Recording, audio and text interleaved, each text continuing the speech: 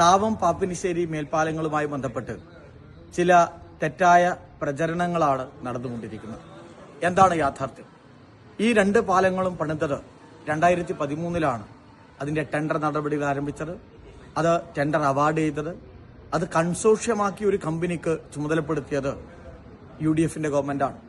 അന്ന് ലീഗ് നേതാവായിരുന്ന ശ്രീ ഇബ്രാഹിം കുഞ്ഞാണ് PWD മിനിസ്റ്റർ. അന്ന് RDS എന്ന് പറയുന്ന കമ്പനിക്ക് നമുക്കറിയാം, കുപ്രസിദ്ധമായ ഒരു കമ്പനിയാണ് ഈ RDS. പാലാരിവട്ടം പാലം പണിത അതേ കമ്പനി.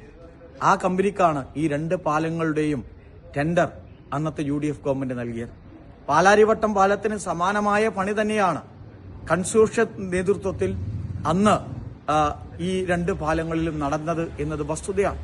ആ ബുദ്ധിമുട്ടാണ് ഇന്നും നമ്മുടെ നാട് അഭിമുഖീകരിച്ചുകൊണ്ടിരിക്കുന്നത്. ആ പാലത്തിൽ കുഴി രൂപപ്പെടുമ്പോൾ സ്വാഭാവികമായിട്ടും ചർച്ചകളും വിമർശനങ്ങളും വരും. പലപ്പോഴും രൂപപ്പെട്ട കുഴി അവിടെ തന്നെ അടക്കാനുള്ള ശ്രമം നടത്തി, പക്ഷെ അത് വീണ്ടും പൊട്ടിപ്പോകുന്ന നിലയാണ്.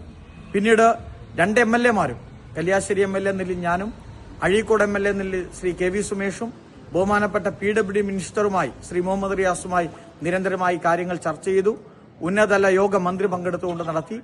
ആ യോഗത്തിന്റെ തീരുമാനപ്രകാരമാണ് വിദഗ്ധ സംഘം ഈ പാലം പരിശോധിച്ചത്.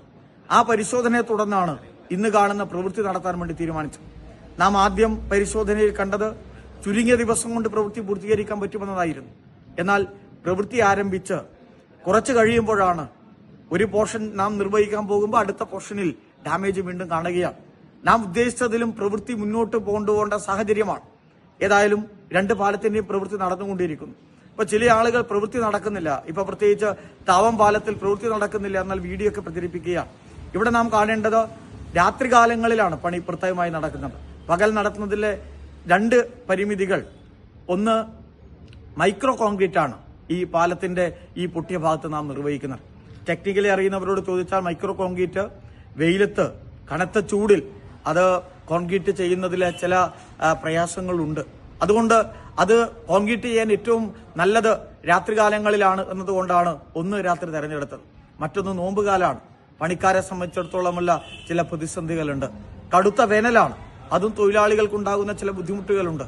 അപ്പൊ ഇതൊക്കെ കണക്കിലെടുത്തുകൊണ്ടാണ് രാത്രിയിൽ വളരെ കൃത്യമായി, ഞാൻ തന്നെ ദിവസവും സൈറ്റിൽ പോയി വീഡിയോ എന്റെ ഫേസ്ബുക്കിലൂടെ ചെയ്യാറുണ്ട്. താവം പാലം വിദഗ്ധരുമായി സംസാരിച്ച് അതിന്റെ വർക്കിന്റെ കൂടി ക്രമീകരണം നോക്കിയാൽ മാർച്ച് പകുതിയോടെ, എന്ത് തന്നെയായാലും മാർച്ച് 20-നകം നമ്മുടെ താവം പാലം പണി പൂർത്തീകരിച്ച് അത് ജനങ്ങൾക്ക് തുറന്നു കൊടുക്കാൻ വേണ്ടി പറ്റും. പാപ്പിനിശ്ശേരി പാലം കുറച്ചുകൂടി അപകടകരമായ നിലയിലുണ്ട്. അതിന്റെ പ്രവൃത്തിയും വേഗതയിൽ പൂർത്തീകരിക്കാൻ ആവശ്യമായ ഇടപെടൽ തന്നെയാണ് അതിന്റെ എഞ്ചിനീയറിംഗ് വിഭാഗം ഇപ്പോൾ നടത്തിക്കൊണ്ടിരിക്കുന്നത്, അവിടെ MLA-യുടെ മേൽനോട്ടത്തിൽ. ഇതാണ് വസ്തുതയെന്നിരിക്കെ തെറ്റായ ചില പ്രചരണങ്ങൾ നടത്തുന്നുണ്ട്. അത് രാഷ്ട്രീയമായ പ്രചരണങ്ങളായി മാത്രമേ കാണുവാൻ സാധിക്കുകയുള്ളൂ.